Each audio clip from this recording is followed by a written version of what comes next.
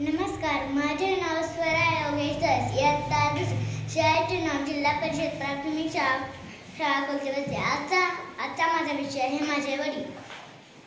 वडील म्हणजे समुद्रातलं जहाज असतं. वडील म्हणजे समुद्रातलं जहाज असतं. खंबीर आधाराचं दुसरं नाव असतं. खंबीर आधाराचं दुसरं नाव असतं.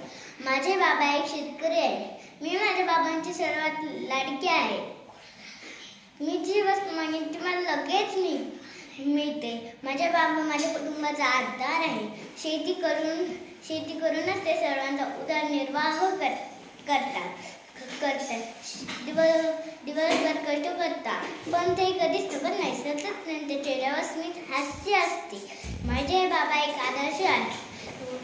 वडील या शब्दात संपूर्ण जग सामावलेलं असतं. जर ठेच लागली तर आई गं म्हणतो, पण मोठं संकट आल्यावर तोंडातून आपोआपच बापरे शब्द निघतात. म्हणजे प्रत्येक संकटाच्या ठिकाणी बाबा नेहमी धावून येतात. आयुष्यातलं सर्वात मोठं सुख म्हणजे बाबा. ज्याच्याजवळ बाबा आहे त्याला जगात कशाचीच कमी पडत नाही. आमच्या घरात आम्ही चौघे राहतो. कुटुंब छोटे आहे, पण माझ्या बाबा सतत नेहमी सुखी ठेवतात.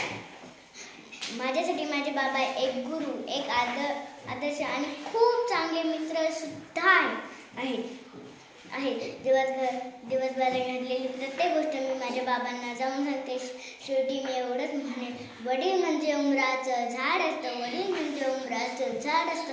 लपलेल्या भावनांचं जणू खोड असतं. लपलेल्या भावनांचं जणू खोड असतं.